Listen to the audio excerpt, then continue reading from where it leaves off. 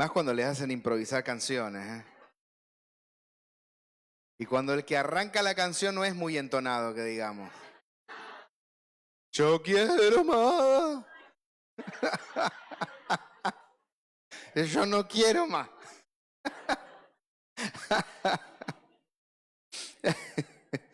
Bueno, gracias a todos por venir, por prestar sus oídos con tanto amor, con tanta paciencia, con tantas ganas de escuchar la palabra del Señor. Amén.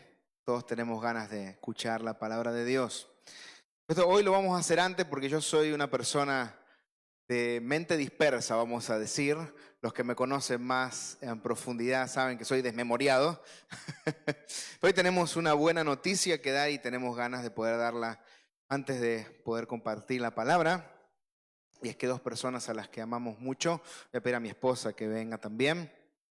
Dos personas a las que amamos mucho y yo he tenido el privilegio, el honor de poder bautizar a una de ellas. Se han enamorado primero, porque si no se enamoran, están todos enamorados. Está bien. Y he tenido el honor de bautizar a uno de ellos, así que le voy a pedir a David y Marie que puedan pasar, queremos bendecirlos. Ellos han tomado el paso de comprometerse con el Señor para casarse. Ahora ya viene la segunda etapa y queremos orar a Dios para que Dios pueda estar con ustedes. Pónganse de cara al público, no de cara a mí, sino de cara a ellos, ¿sí? Para que los puedan ver siempre.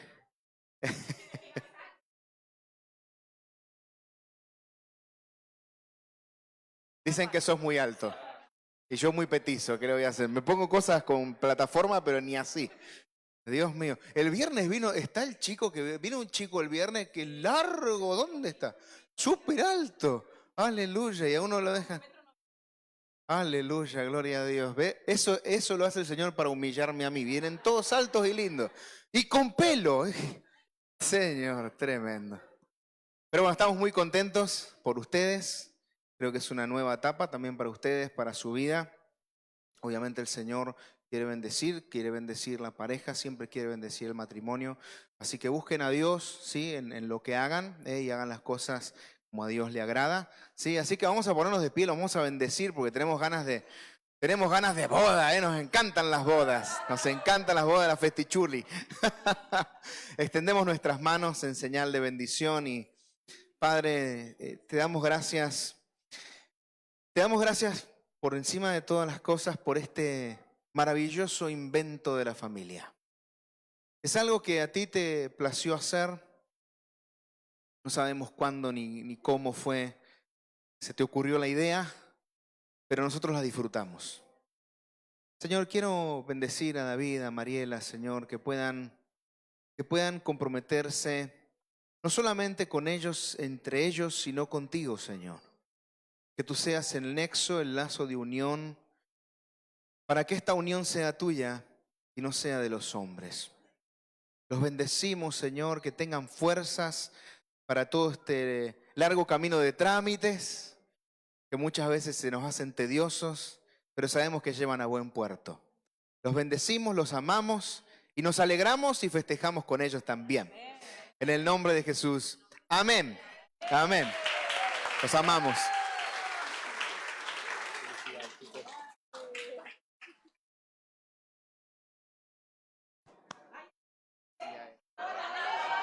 Hay anillo y todo, es impresionante.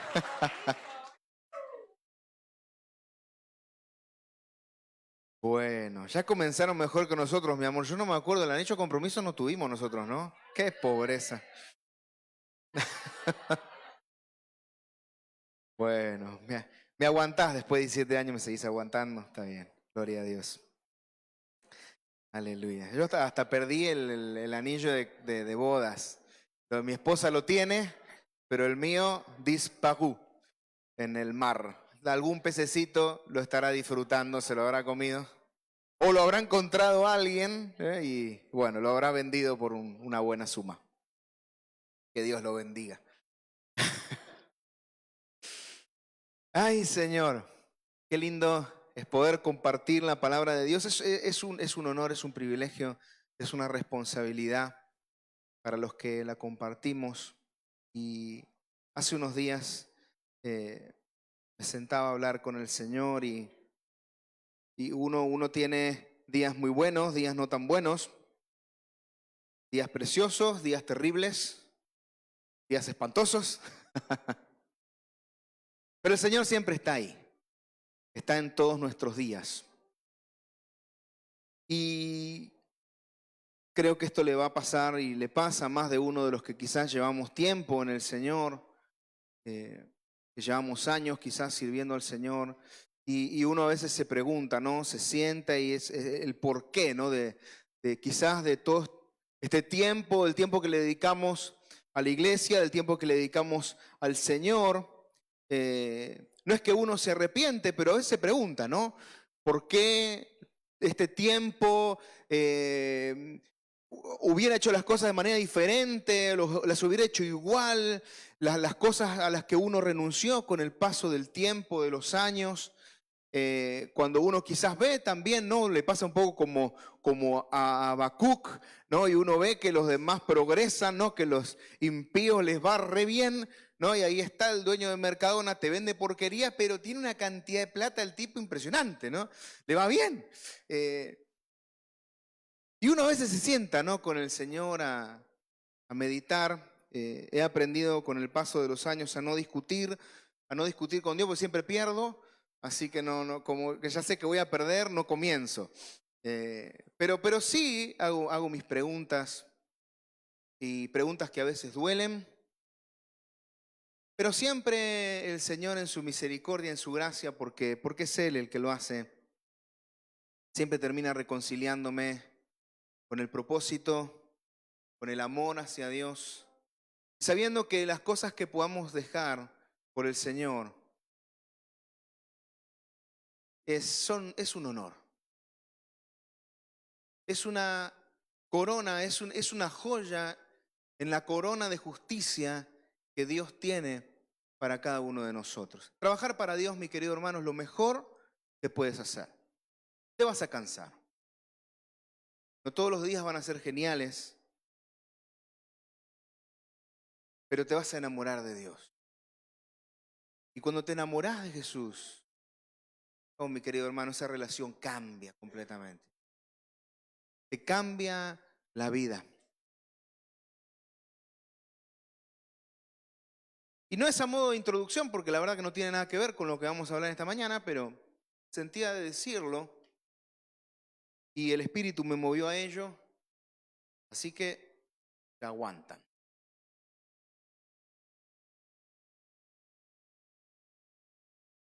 En la vida, peregrinaje que tenemos en la tierra, tenemos algunos enemigos, ¿no?, que vencer. Y a veces sabemos que hay cosas que son muy, muy grandes, y entonces le pedimos ayuda a Dios, ¿no? Esas las tenemos claras, ¿no? Y a lo mejor hay cosas que parecen irreversibles, o de repente vino el médico y te dio el diagnóstico a lo mejor un diagnóstico como el cáncer o como algo que es un poco difícil quizás de llevar, sabes que te va a cambiar la vida. Cuando a ti te dan un diagnóstico y te dicen que tienes cáncer, ya sabes que pues, te va a cambiar quizás la vida en muchos aspectos, que quizás pues vas a tener que tomar quimioterapia, surgen muchas dudas, si la quimio te va a dar efectos secundarios, cómo vas a estar después. Hay gente que la quimio no le afecta y hay otros que los afecta, que los deja de cama y uno no sabe, tiene incertidumbre. Y ante esas cuestiones como grandes de la vida, uno sabe que tiene que contar con Dios. Y entonces normalmente cuando surgen esas cosas o cuando te llega una nota de desahucio y llevas a lo mejor 2, 3 meses en pagar el alquiler y ya pues te ponen una denuncia y tenés a la policía en casa y bueno, y cosas, ¿no? Que uno dice, Señor, ayúdame, ¿no? Pero hoy no vamos a hablar de esas grandes, porque todos tenemos claro que le pedimos ayuda a Dios cuando pasan esas cosas. Pero a veces se nos cuelan enemigos más pequeños y tomamos malas decisiones en nuestro día a día justamente por subestimar a nuestros enemigos más pequeños. Hay un relato de un rey, esto le va a encantar a Adriana, el rey Asa. Vamos a hablar un poquito del rey Asa. En Segunda de Crónicas, los capítulos 14, 15 y 16, y en Primera de Reyes, el capítulo 15, lo menciona un poquito menos. En Crónicas relata un poco más de la historia del rey Asa. No lo vamos a leer todo porque además con tanta danzanería, pues se nos ha pasado el tiempo. Pero ha sido precioso, de verdad. Sigan danzando para el Señor. Me encanta, porque si no después nos quejamos. No es que no danzan los jóvenes. Hoy danzaron, así que gloria a Dios. Me siento un pastor orgulloso. Sé que está mal quizá decirlo y a lo mejor me escrachan por las redes, pero no pasa nada. Me siento bien con la congregación que Dios me dio. Yo no sé, hay pastores que se quejan de todo y que no les gusta y que no colaboran. Ustedes son colaborativos, trabajadores, aman a Dios, aman al pastor, de verdad son lo mejor que hay. Yo creo que se da un aplauso a la iglesia del Señor. También se merece un aplauso a la iglesia, que es preciosa.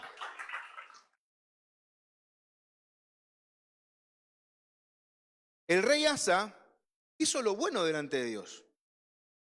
La misma Biblia lo dice, que hizo lo bueno delante de Dios y anduvo en los caminos de su padre David. Cuando se refiere a su padre, no era su papá, él era nieto de Roboam, o sea que David sería su tatara abuelo. Era el bisnieto de Salomón, ¿sí? Entonces el tataranieto del rey David.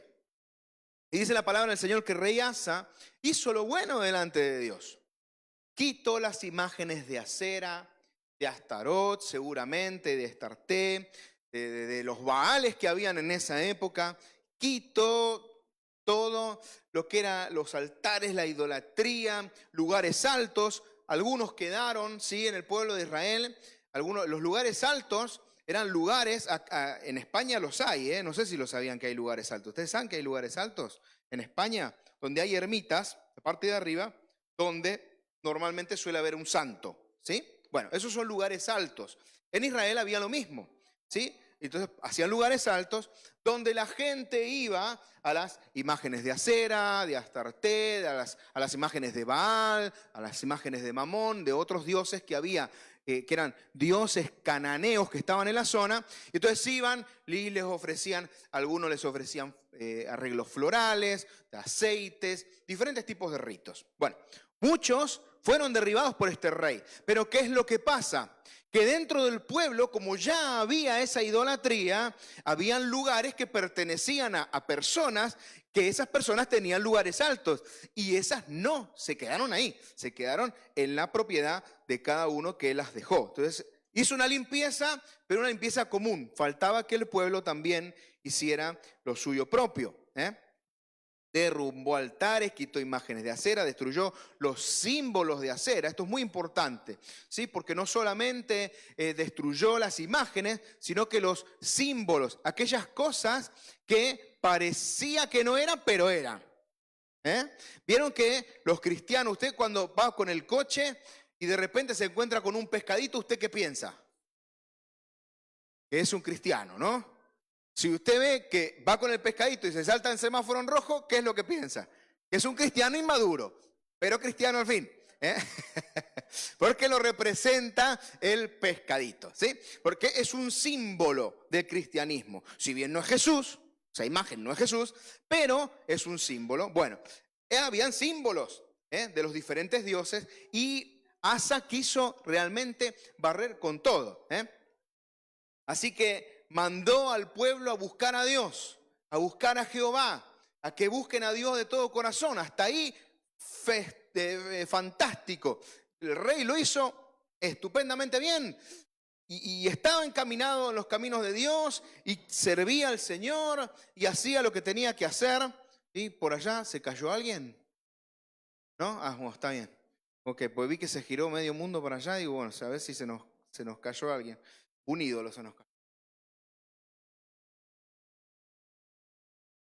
En el capítulo 14, en el versículo 4, nos dice, y mandó a Judá, a todo el pueblo de Judá, al reino del sur. El reino se había dividido, quedaban 10 tribus en el norte, 2 tribus, Judá y Benjamín, quedaron en el sur. Y entonces, y dice, y mandó a Judá que buscase a Jehová, el Dios de sus padres, y pusiese por obra la ley y sus mandamientos. Y había una ley, había unos mandamientos que eran el pueblo de Dios. Dios les había dado una ley, les había dado unos mandamientos y estaban haciendo lo que se les daba la gana, ¿no? Entonces, este rey fue un buen rey y dijo, no, ahora la ley que va a gobernar es la ley de Dios. Es como si tuviéramos la bendición en este país. De repente el rey, ahora el rey Felipe, me encantaría que lo hiciera, pues sé que no lo va a hacer, pero me encantaría que el rey diga, no, ahora no, ya no va a ser la constitución, ahora es la palabra de Dios la que va a marcar la ley en España. Sí, a uno le encantaría, a mí me encantaría, sería para mí una utopía. Se nos va a pasar, pero oro para que pase.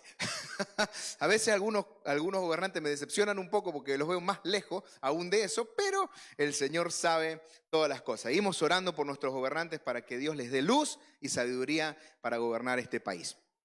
Así que, qué reforma profunda que hizo el rey Asa. De esta reforma nació una paz, dice la palabra del Señor, que una paz hubo por todos lados. ¿Sí? Una paz tremenda durante más de 10 años, ¿sí? Una paz para el pueblo, así poder edificar, ¿sí? Entonces, mientras estaba esa paz, edificaron, construyeron muros, ciudades, torreones y se pusieron a edificar. Y dice la palabra del Señor en el versículo 7 del capítulo 14, y fueron prosperados. El pueblo estaba un rey de 10. El pueblo estupendo, prosperados, bendecidos, en victoria, porque no había guerra, así que estaba todo genial, ¿sí? Estupendo estaba todo. Ahora, ¿qué pasó? Y siempre tiene que haber algún enemigo, ¿no? Metiendo cizaña. De repente un rey que se llama Sera, el rey de Etiopía, plantó guerra al reino del sur, ¿sí? Dijo, vamos con todo. Además, era un ejército de 1 millón de soldados. ¿Saben quién tiene ese ejército a día de hoy? Estados Unidos. Y creo que no llegan tampoco al 1 millón. Los chinos sí, pues son muchos.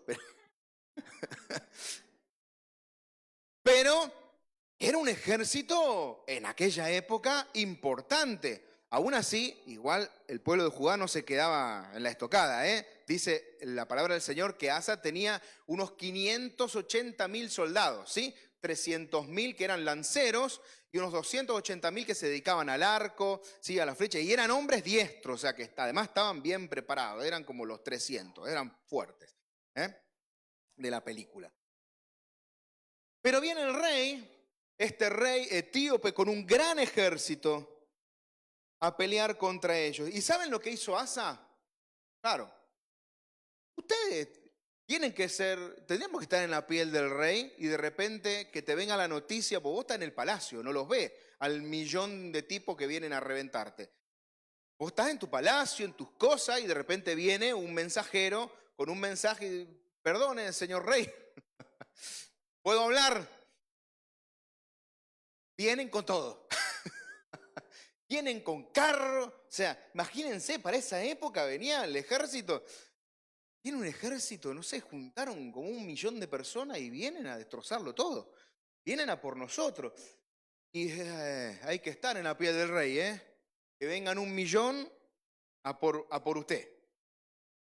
Está bien, ellos también tenían lo suyo, pero claro, le habían plantado una guerra importante, era un rival muy grande, un rival muy fuerte y un enemigo muy poderoso. ¿Y qué es lo que hace Asa? Dice, y clamó Asa a Jehová su Dios y dijo, oh Jehová, para ti no hay diferencia alguna en dar ayuda al poderoso o al que no tiene fuerzas. Ayúdanos, oh Jehová, Dios nuestro, porque en ti nos apoyamos y en tu nombre venimos contra este ejército. Oh Jehová, tú eres nuestro Dios, no prevalezca contra ti el hombre. Como era de esperar, ante tal oración, imagínense, Dios hizo lo suyo. Los bendijo, les dio fuerza. Yo me quiero imaginar un ejército peleando, ¿no?, con la fuerza de Dios. ¿No? Qué tremendo, ¿no? Ni Aquiles. Cosa era, no, tremendo. Yo me quedé, la película esa de Troya es vieja. Me miran con una cara como diciendo, Aquiles, ¿quién es? Era un guerrero, ¿no? Y en la película se lo veía muy diestro con la espada. Pero yo me imagino peleando con las fuerzas de Dios, ¿no? Que eran como incansables, inagotables. Y como era de esperar, destrozaron al 1.000.000 de soldados del ejército etíope. Los destrozaron. Dice que de tal manera que les destruyeron el ánimo. Se ve no sé, los verían saltando y no sé cómo los verían, que les destruyeron el ánimo. El ejército etíope quedó diezmado de una manera tremenda. Un ejército muchísimo más numeroso, con carros, con muchísima más fuerza, pero del pueblo de Dios, junto con Jehová, es Jehová de los ejércitos peleando con ellos, vencieron y los expulsaron de la tierra de una manera tremenda, así que siguieron edificando, fueron bendecidos, porque Asa consultó a Dios. Y él fue a donde tenía que ir, a hablar con Dios. Claro, ante tal enemigo, directamente fue a Dios. Cuando recibió la noticia, dijo, contra este así no puedo. Con mis fuerzas, no, necesito a Dios. ¿Cuántas veces nos viene una noticia que sabemos que necesitamos a Dios? Entonces vamos a Dios. ¿No? Cuando se nos traba un papel, ¿no? Y estás aquí, estás en España, estás ilegal y nos parece que está todo trabado, que no va a salir y uno casi como que depende, ¿no? Y me imagino también cuando vas ¿cómo se llama esto? A la atención al inmigrante.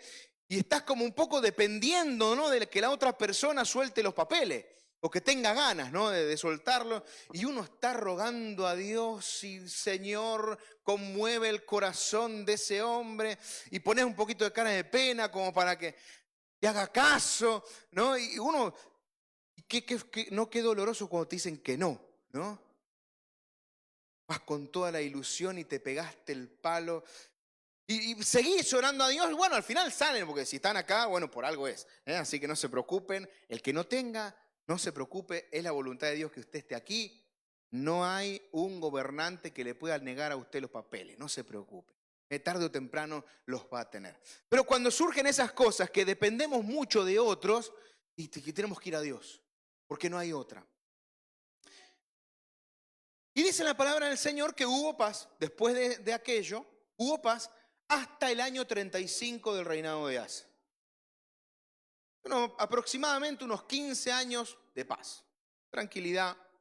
Habían vencido al ejército etíope, seguramente se habría corrido la voz, así que ninguno se quería meter con Judá porque ya sabían que iba a haber problemas.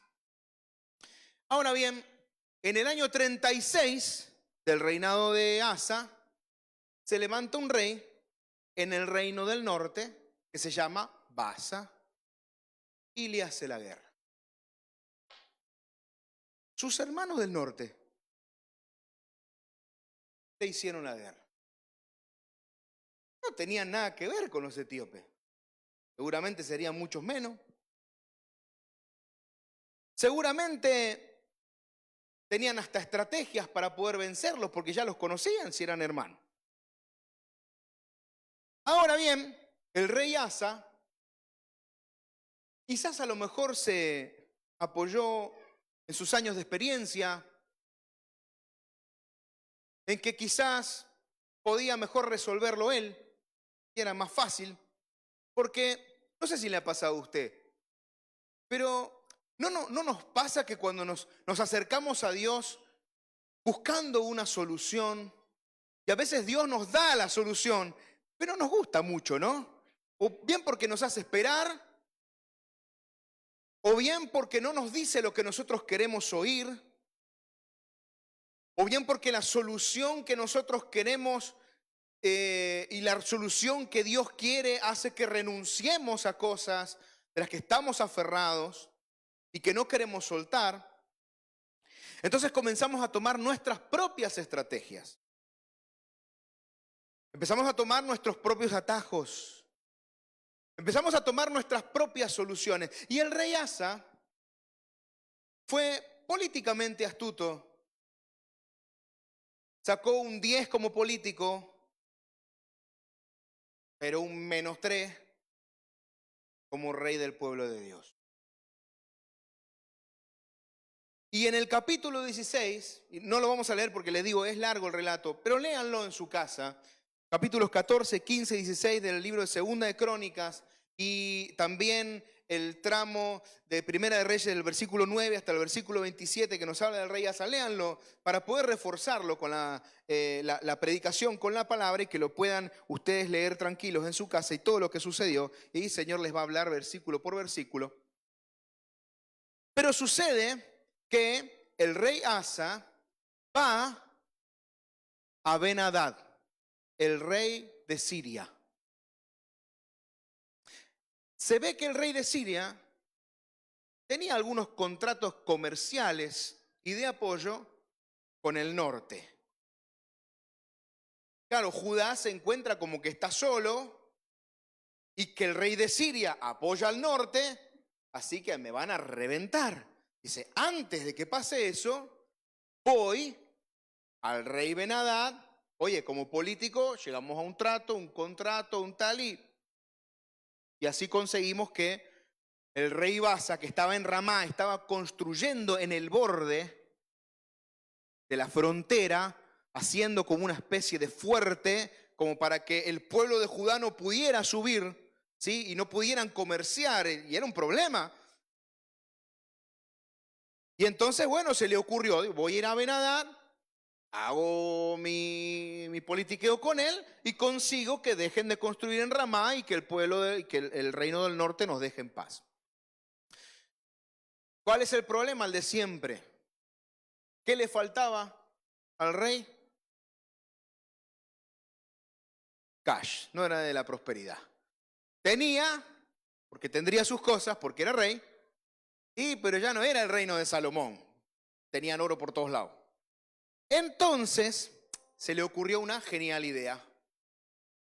Como él, el rey Asa, había hecho traer el oro y la plata al templo que lo habían sacado, dijo, a ver, si tantos años estuvieron en el templo sin oro y sin plata, ¿qué les hace un rato más? Así que el rey Asa toma el oro y la plata del templo de Dios que él había traído y se la ofrece a Ben-Hadad para llegar a un acuerdo. Y vamos a leer en el libro, esto sí lo vamos a leer, el libro de Segunda de Crónicas, el capítulo 16, vamos a leer los versículos 7 y 10. Porque Dios le manda a Hanani, un vidente, y dice, en aquel tiempo vino el vidente, o es su profeta, Hanani, a Asa, rey de Judá, y le dijo, por cuanto te has apoyado en el rey de Siria y no te apoyaste en Jehová tu Dios, por eso el ejército del rey de Siria ha escapado de tus manos. Los etíopes y los libios no eran un ejército numerosísimo, con carros y mucha gente de a caballo. Con todo, porque te apoyaste en Jehová, Él los entregó en tus manos. Porque los ojos de Jehová contemplan toda la tierra para mostrar su poder a favor de los que tienen corazón perfecto para con Él. Locamente has hecho en esto, porque he aquí, en adelante habrá más guerra contra ti.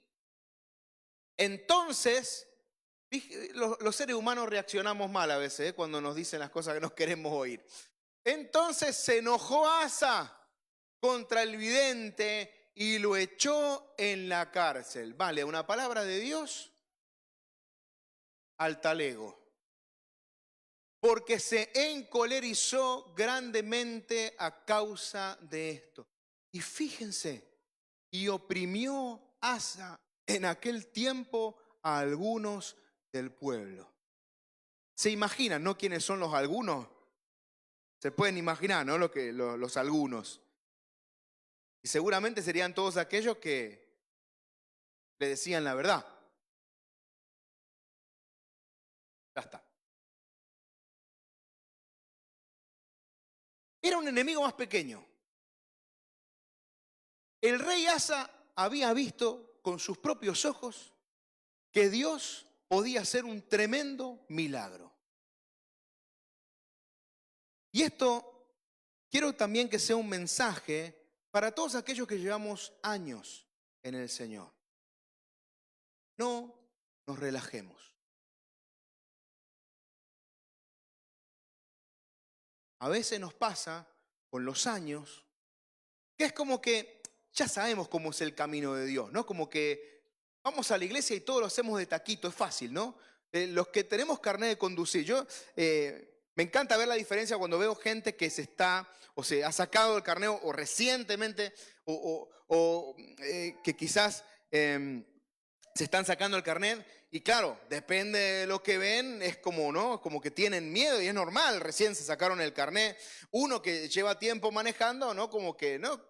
¿Quién de los que llevamos tiempo manejando, uno se mete en el coche, arranca, es como su segundo cuerpo, más grande, metálico, pero también cuando te lo rascan te duele como si fuera tu cuerpo. Hoy aparecí con 2 huesitos nuevos. Aleluya, gloria a Dios. Dije, Señor, bendice al que me chocó, me abolló y no me puso un cartelito diciéndome, tengo seguro que te lo arregle. No me lo puso. Gloria a Dios, que Dios lo bendiga. Bueno, una mancha más al tigre. La verdad que tengo el tigre gastado. Pero muchas veces nos pasa que pensamos que podemos vencer sin la necesidad de la intervención de Dios. Y que podemos hacer las cosas por nuestra cuenta. Y que nosotros podemos tomarla, porque ya sabemos, ¿no? Cómo va, ya sabemos cómo es la cosa. Ya sabemos cómo hay que hacerlo, lo tenemos por costumbre. Llevamos tantos años en esto que no para ahora encima tener que perder tiempo pidiéndole a Dios, no hace falta, yo ya tengo mi solución, ¿no? Voy a Venadal, le ofrezco la plata, ya está. Y solucionado el tema. ¿Y saben lo peor? ¿Saben lo peor? Que funcionó.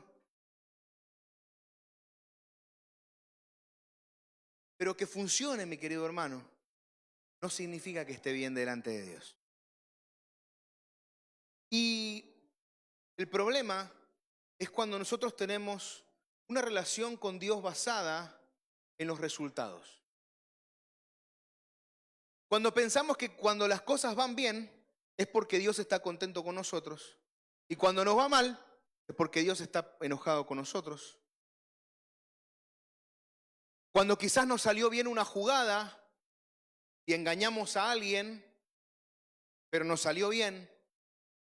Y como nos salió bien, pensamos que Dios no se fijó. Es como que Dios miró para otro lado y bueno, engañá por allá. Ahora que estoy distraído. Y empezamos a tener esa relación con Dios y cada vez somos más permisivos. Cada vez nos damos más permisos. Total, si no pasó nada, si no obtuvimos un castigo, ¿saben? Tengo la historia de un hombre que cuando era niño sintió una decepción con Dios. Era monaguillo y cuando se va a dar la Santa Cena en la Iglesia Católica, los monaguillos, los que asisten, tienen que ir en ayunas, ¿sí? A la mañana. A este niño se le dijo que si no iban a ayunas, Dios lo iba a castigar. Un día, caminando de camino hacia la parroquia, se encontró con un zarzal, unas moras.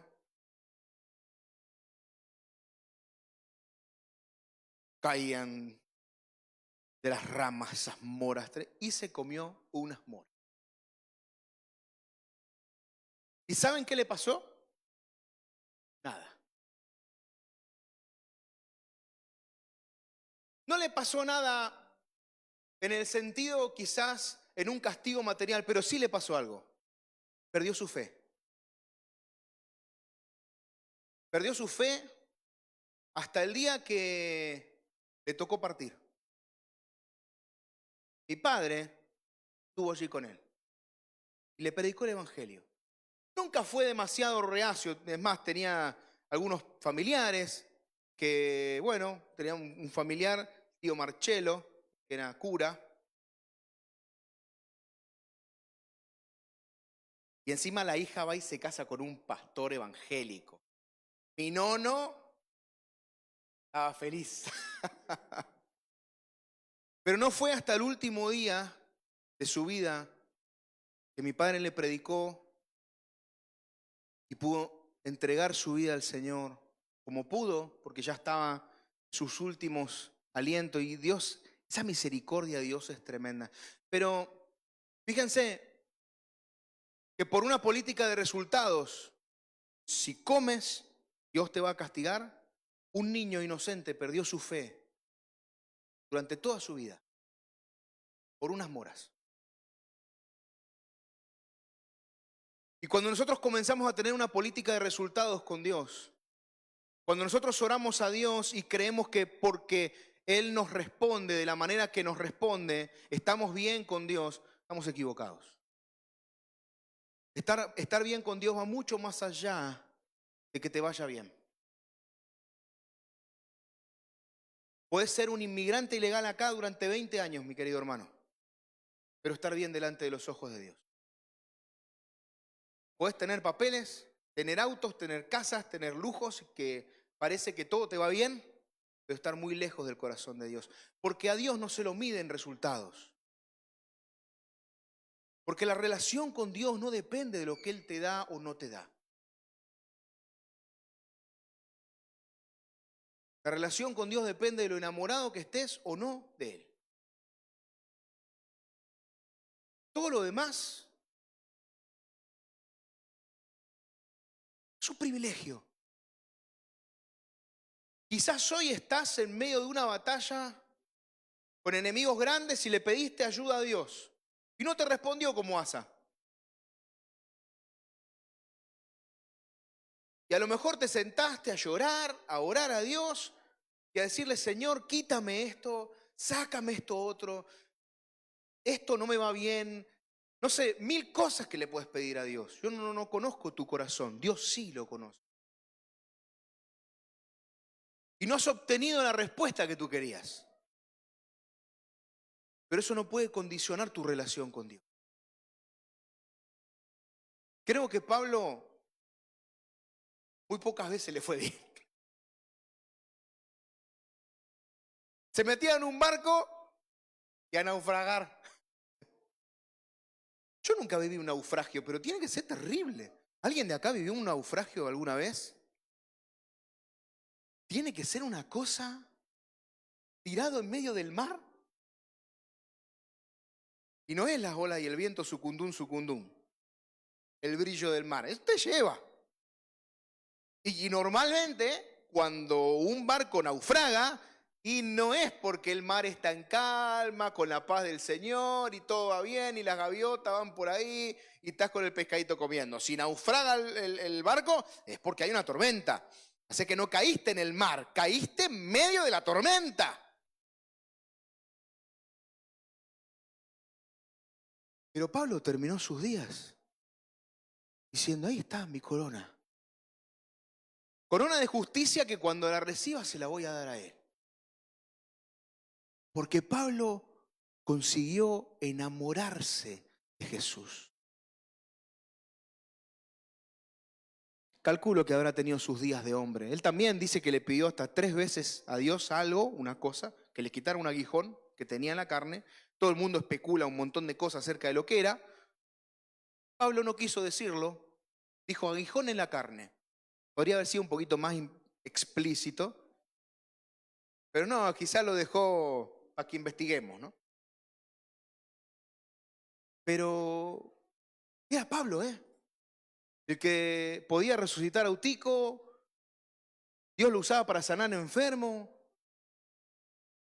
los demonios se le sujetaban todo, pero en esto Dios le dijo, no, bástate en mi gracia. ¿Estamos dispuestos a escuchar un bástate en mi gracia de Dios y que eso no afecte a nuestra relación con Él?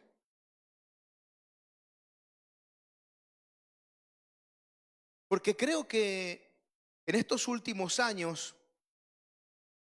con el mundo como está y la sociedad como está, y se nos ha impuesto una relación de resultados, donde si tienes un buen coche es porque te va bien, si tienes yo qué sé, un buen móvil es porque te está yendo bien, si tienes empresas, tienes esto, si tienes lo otro, es como una dinámica de posesiones, donde mientras más cosas tienes, mejor te ha ido o te va en la vida.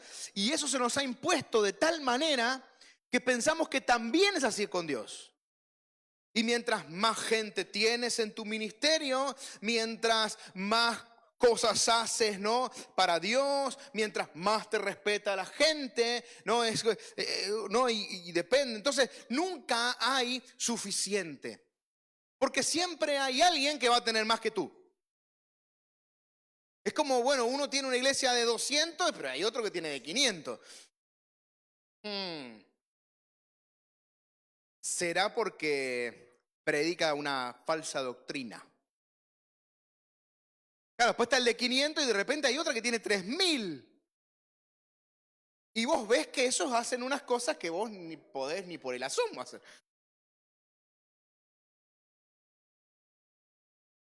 Y la envidia no está ahí. Porque hay una política de resultados y de posesiones en nuestra vida que lo hemos metido en la iglesia, en la dinámica de la iglesia también. Y si hay alguien en el que quizás pues en el ministerio trabajan 10, pero después hay otro que en el ministerio le trabajan 2,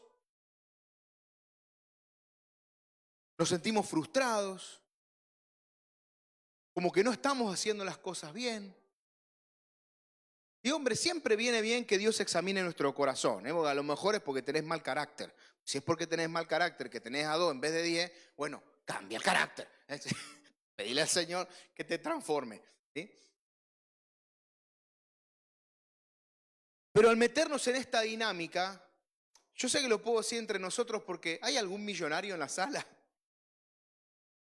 Pues si hay algún millonario, bueno, más que nada para pedirle plata, no, mentira. Si lo hubiera, gloria a Dios. Pero te aseguro que vos podés tener millones en el banco, pero algo vas a necesitar seguro. Todos necesitamos cosas. Quizás tenemos algún familiar que no conoce al Señor y queremos que lo conozca. Yo súper feliz porque el pariente que me faltaba, por el cual oraba, o sea, de la familia más cercana, tíos, primos, y que no conocía al Señor, bueno, ahora conoce al Señor, va a la iglesia, va con mi tía, que es el tío Max. Yo oraba mucho por el tío Max, era un buen hombre, muy buen hombre. Un corazón honesto, creo que de los hombres más íntegros que uno puede conocer. No, no es que estaba alejado de Dios ni nada, no, pero vieron que le faltaba ese puntito, como que no tenía muchas ganas, ¿no? Y ahora está fuerte y va a las reuniones de hombres, ¿no? Ahí en la iglesia en Argentina, la iglesia del Puente, que quizás Geraldine la debe conocer, la iglesia del Puente, del centro. Y bueno, Marcelo, Adri, Ivane, estuvimos allí. Una iglesia preciosa del Señor. Y es el último familiar que me quedaba y bueno, ahí ya está con el Señor, ¿no? Pero quizás tenés hijos, familia o parientes cercanos que están y vos querés que conozcan a Dios. O sea, todos tenemos algún deseo, algún anhelo. Todos tenemos cosas a las que Dios nos responde que sí. Y todos tenemos cosas a las que Dios nos respondió que no. ¿O no? ¿No nos ha pasado? ¿No hay alguna oración en vías de contestación? ¿No tienen alguna oración paralizada? Yo tengo el salón de la iglesia. Está en stand-by. Y yo estoy mirando a Dios y diciendo, Señor, pero si el salón que queremos más grande para llenarlo de más gente, para darte más gloria a vos, ¿por qué tarda tanto? Y uno espera que Dios le conteste. Y a veces Dios nos contesta con el silencio y eso nos desespera. ¿No le pasa, mi querido hermano? ¿No escuchó alguna vez el silencio de Dios? Y empezás a mirar para todos lados y decís, bueno, Señor, ¿qué hice mal? ¿O qué estoy haciendo mal? ¿En qué me equivoqué? ¿En qué cometí un error? ¿Por qué me está pasando esto? ¿Por qué no me contestás? ¿Por qué el silencio?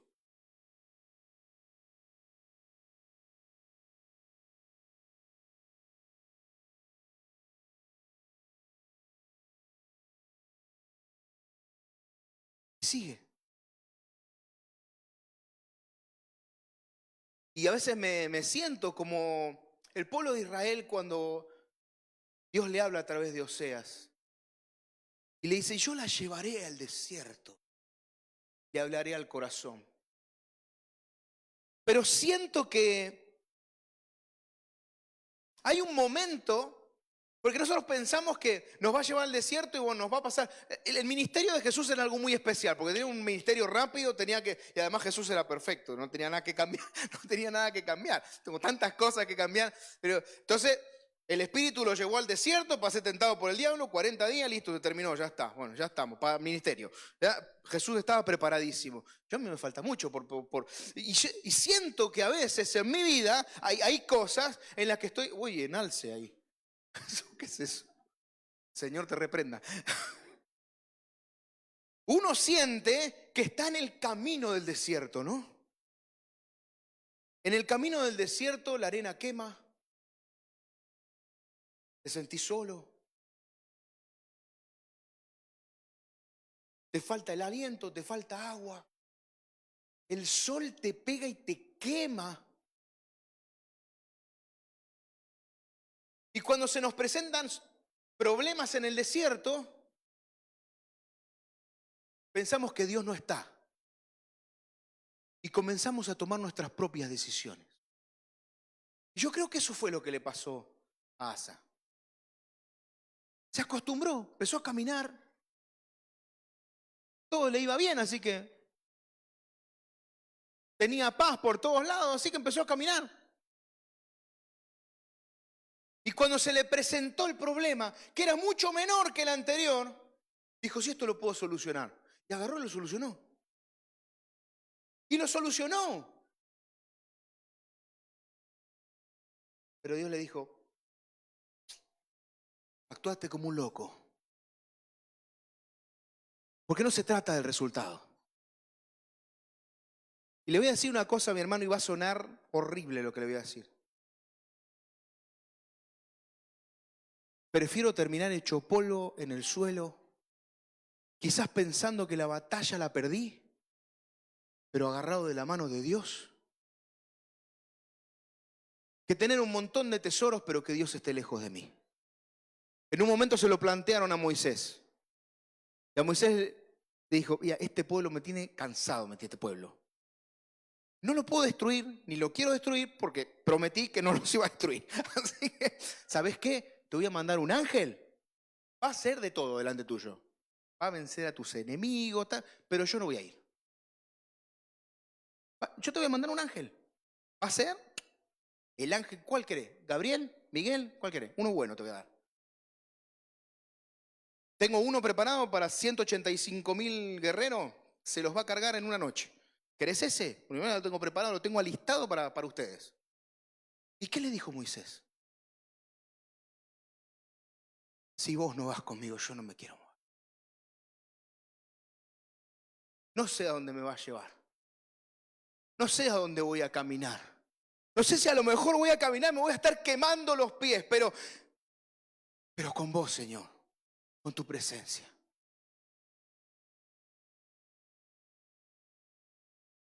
Lo único que quiero es que vos estés conmigo. Tenerte en cuenta en cada decisión que tomo. Tengo que tomar un trabajo, Señor. ¿Te gusta? Yo lo voy a hacer para vos. Yo voy a trabajar como el mejor, lo voy a hacer para vos. Les aseguro, mis hermanos, que muchas veces nos olvidamos de eso.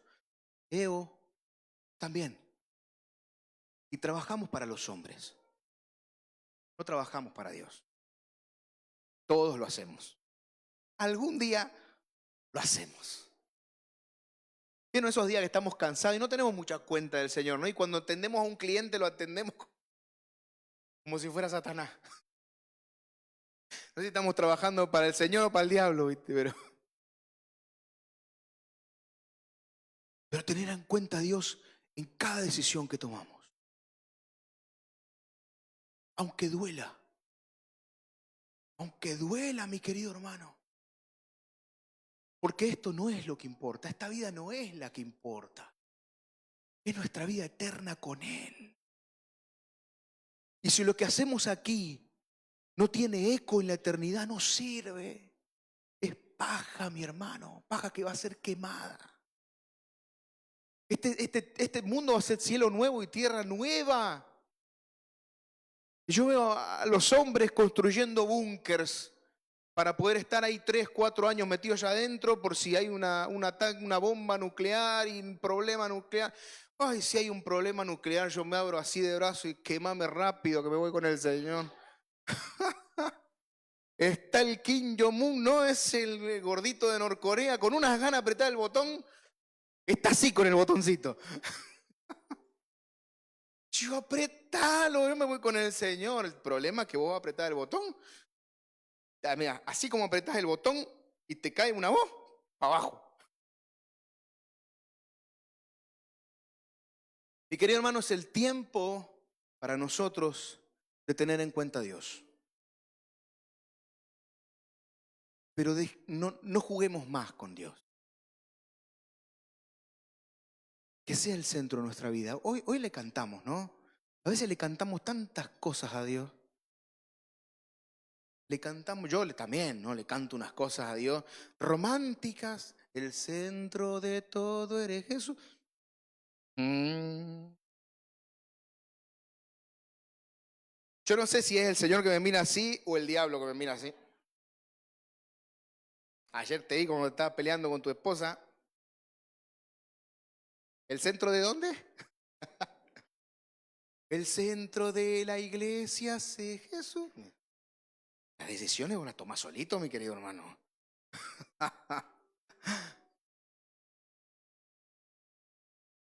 Cantarle el centro de todo eres Jesús y que podamos ponerlo por obra. Amén, hermanos. ¿Sí? ¿Se animan? ¿Se animan a cantarla? Y terminamos cantando esta canción. Yo sé que a lo mejor ahora en todo no es el centro. No, mis queridos hermanos, seamos realistas. Porque cantamos románticamente, pero no en todo es el centro. Porque si Él fuera el centro de todas las cosas en nuestra vida, no cometeríamos los errores que cometemos, no tendríamos el temperamento que tenemos, pero se lo podemos cantar para decirle, Señor, esa es la verdad que quiero en mi vida. Nos ponemos de pie.